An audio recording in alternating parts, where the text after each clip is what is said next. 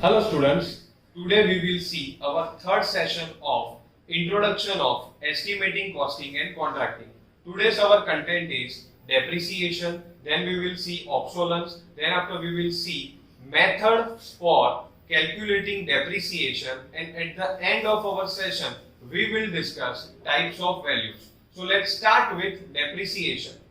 Student, depreciation का मतलब क्या होता है? It is a reduction in value due to its service life. मतलब कि एक एग्जांपल लेके अगर हम समझते हैं, आपने घर पे एक एयर कंडीशनर परचेज किया है, तो ऑन फर्स्ट ईयर अगर आपने वो 30,000 रुपीस में परचेज किया है, तो ऑन नेक्स्ट ईयर उसकी वैल्यू जो है वो कम हो जाती है. अगर आप उसको मार्केट में सेल करने जाते हो तो उसकी जो वैल्यू है वो कम हो जाती है. तो वो क्यों कम होती है? तो उसका रीजन है, कोई भी गैजेट्स है, इलेक्ट्रॉनिक्स आइटम्स है या मशीन्स है, तो उसमें स्टूडेंट्स क्या होता है कि जैसे जैसे उसकी लाइफ बढ़ती है उसकी जो एफिशिएंसी है वो कम हो जाती है. तो due to this less of efficiency उसकी जो कॉस्टिंग है वो भी कम हो जाएगी. तो जब आप मार्केट में उसको रीसेल करने जाओगे तो जो आपने जो रेट से उसको परचेज किया था वो रेट आपको नहीं मिलेगा, क्योंकि ड्यू टू डेप्रिसिएशन उसकी वैल्यू कम हो जाती है. तो that is the meaning of depreciation. Now we will see what is obsolescence. Students, obsolescence का मतलब क्या होता है? तो वो भी डेप्रिसिएशन का ही एक पार्ट है. Obsolescence is also a part of depreciation, but उसमें फर्क क्या है? उसमें एक ही फर्क है कि जब मार्केट में कोई नई टेक्नोलॉजी आ जाए और उसके हिसाब से अगर पुरानी टेक्नोलॉजी का जो रेट है वो कम हो जाए तो उसको बोलते हैं obsolescence. Now we will see an example. पुराने जमाने में इस टाइप के मोबाइल मिलते थे मार्केट में, राइट? इसको आप बटन वाले मोबाइल कह सकते हो, कि जो कीपैड वाले फोन्स थे. बट जैसे ही मार्केट में टच स्क्रीन वाला फोन आ गया, तो इसकी वैल्यू थी वो कम हो गई. क्यों कम हो गई? क्योंकि अब मार्केट में टच स्क्रीन वाले फोन चल रहे हैं, राइट स्टूडेंट? तो इसको हम बोलते हैं ऑब्सोलेंस. इसको हम क्या बोलेंगे? ऑब्सोलेंस. ऑब्सोलेंस में क्या होता है कि जब नई टेक्नोलॉजी आती है तब पुरानी टेक्नोलॉजी जो है उसकी जो वैल्यू है वो कम हो जाती है, तो उसको हम कहेंगे obsolescence. In next slide we will see method for calculating depreciation. Depreciation की जो अमाउंट है अभी वो अगर हमें काउंट करनी हो, क्योंकि अगर हमारी कंपनी को हमें मुनाफा करवाना है तो ये जो डेप्रिसिएशन है, ये जो डिक्रीज इन वैल्यू है वो हमें किसी भी तरह गिनना तो पड़ेगा, राइट स्टूडेंट? तो उसके लिए जो मेथड्स है उसमें फर्स्ट मेथड है that is straight line method.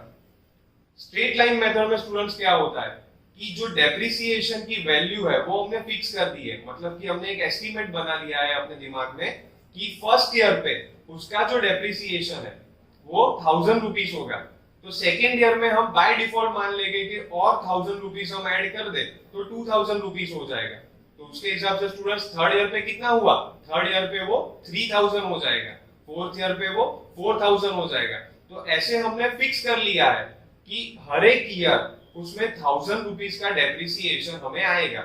मतलब हम समझ लेंगे कि जब मशीन का 1 साल हो जाए, 2 साल हो जाए, 3 साल हो जाए, 4 साल हो जाए, तो उस हिसाब से हम मशीन की जो परचेज वैल्यू है उसमें से 1000 रुपीस कम करते जाएंगे, राइट स्टूडेंट? तो स्ट्रेट लाइन मेथड की जो फॉर्मूला है वो आप स्क्रीन पे देख सकते हो, that is C minus S upon N. यहाँ पे C क्या है? C इनिशियल कॉस्ट है, S है scrap value, right students? And N है लाइफ ऑफ ईयर्स, मतलब कि आपके मशीन के कितने साल हुए वो वहां पे आपको डालना पड़ेगा. In next slide you can see another method of finding a depreciation, that is sinking fund method.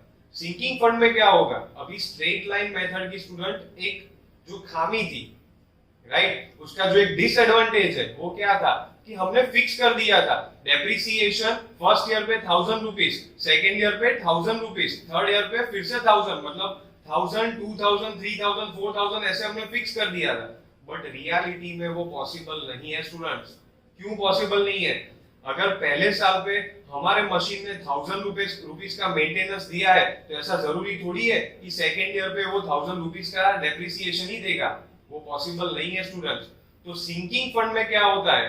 Sinking fund में रेट ऑफ इंटरेस्ट आता है, मतलब कि डेप्रिसिएशन जो है वो परसेंटेज के फॉर्म में डाला जाएगा. परसेंटेज के फॉर्म में जब आप उसको डालते हो, राइट, तो हमें एग्जैक्ट वैल्यू पता चलती है कि डेप्रिसिएशन की एग्जैक्ट वैल्यू क्या है. Right student. तो वो फाइंड करने की जो फॉर्मूला है वो आप देख सकते हो, that is D equal to R into bracket में C minus S upon 1 plus R raise to n minus 1, right students. तो R का मतलब यहाँ पे क्या होगा, that is rate of interest. जो परसेंटेज में होगा उसको हमें रेशियो में कन्वर्ट करना पड़ेगा। उसके बाद जो C है वो इनिशियल कॉस्ट जो आगे की मेथड में थी वही हिसाब से रहेगा। S अगेन स्क्रैप वैल्यू है, एंड जो N है that is service life, number of years वहां पे गिना जाएगा। तो इस हिसाब से आप सिंकिंग फंड मेथड से भी डेप्रिसिएशन फाइंड कर सकते हो। इन next slide you can C types of values. अभी टाइप्स ऑफ वैल्यूज में फर्स्ट है that is market value. Market value का मतलब स्टूडेंट्स क्या होता है, जब आप कोई भी प्रोडक्ट मार्केट में परचेस करने जाते हो तो वहां पे उसकी जो परचेज वैल्यू है, जो भाव पे वो आप खरीदते हो, उसको आप उसकी मार्केट वैल्यू कहोगे, राइट। वो आपने रिटेलर से लिया है, डिस्ट्रीब्यूटर से लिया है या फिर मैन्युफैक्चरर से लिया है, तो वो उसकी मार्केट वैल्यू गिनी जाएगी। उसके बाद आता है बुक वैल्यू। तो बुक वैल्यू में स्टूडेंट क्या होता है, बुक वैल्यू का मतलब होता है कि उसकी जो डेप्रिसिएशन की वैल्यू है वो हम डिडक्ट कर देंगे उसमें से। मतलब कि 1 साल के बाद उसका जो डेप्रिसिएशन है वो उसमें से हम डिडक्ट कर देंगे, 2 साल के बाद जो उसका डेप्रिसिएशन है उसको हम डिडक्ट कर देंगे। एक एग्जांपल अब हम लेते हैं, अगर मार्केट में से आपने एक बाइक परचेस किया है, तो जब आपने परचेस किया तो उसकी मार्केट वैल्यू है 35,000 रुपीज, राइट स्टूडेंट्स। बट 1 साल के बाद अगर आप उसको सेल करने जाओगे तो वो बाइक आपका 30,000 में सेल होगा। दैट मींस 5,000 का वहां पे डेप्रिसिएशन आ गया, तो वो उसकी बुक वैल्यू गिनी जाएगी, क्योंकि वहां पे हमने डेप्रिसिएशन वैल्यू है उसको माइनस कर दिया। इन next slide you can C a picture of book value and market value. अभी यहाँ पे जो एग्जांपल दिया है वो एक प्रॉपर्टी के रिगार्डिंग हमने डिस्कस किया है। प्रॉपर्टी के रिगार्डिंग स्टूडेंट्स हमने कैसे डिस्कस किया कि जो मार्केट वैल्यू है वो मार्केट पे डिपेंड होती है। कई बार प्रॉपर्टी में क्या होता है कि जब आपने परचेस किया है तो उसकी प्राइस कम होती है, but day by day property में क्या होगा, उसकी जो रेट है, उसकी जो वैल्यू है उसमें हाइक मिलेगा, राइट स्टूडेंट्स। तो वहां पे क्या होगा कि मार्केट वैल्यू है दैट कैन बी मूव, वो कम भी हो सकती है और ज्यादा भी हो सकती है, जबकि बुक वैल्यू जो होती है that is totally connected with depreciation only, right. तो वो फिक्स रहती है, क्योंकि डेप्रिसिएशन की जो अमाउंट है वो थोड़ी बहुत नियरेस्ट ही रहती है, तो उसके अकॉर्डिंग वो फिक्स रहती है। इन next slide you can C salvage value and scrap value.